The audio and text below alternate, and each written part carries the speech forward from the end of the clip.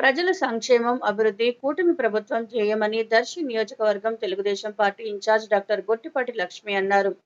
Darsi municipal పరిధిలోని కొత్తరెడ్డిపాలెం 7వ వార్డులో శనివారం స్వర్ణాంధ్ర స్వచ్ఛాంధ్ర కార్యక్రమంలో గొట్టిపాటి లక్ష్మి పాల్గొన్నారు.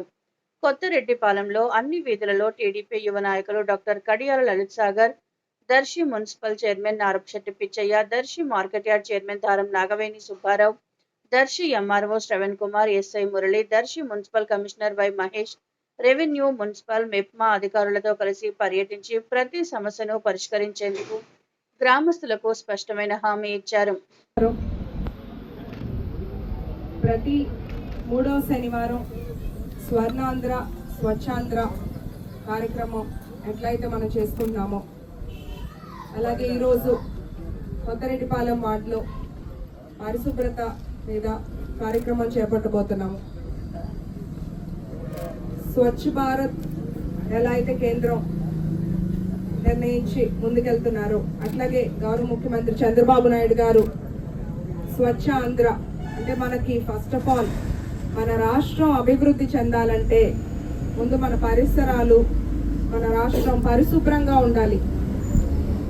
అది మన ఇంటి నుంచే మొదలవ్వాలి. ముందు మన ఇంటిని మనం శుభ్రంగా ఉంచుకోవాలి. తర్వాత మన పరిసరాల్ని మనం పరిశుభ్రంగా ఉంచుకోవాలి. ఇప్పుడు చూస్తే ఈ వాతావరణం కూడా ఇప్పుడు వర్షాల టైము, ఎక్కడికక్కడ నీళ్లు నిలవండిపోయినా, చెత్త పేరుకుపోయినా, దోమలు ఇవన్నీ వచ్చి చిన్నపిల్లలకు కానీ ఇంట్లో వాళ్ళకి కానీ జ్వరాలు, ఏవో ఒక జబ్బులు ఇబ్బంది పడుతుంటారు.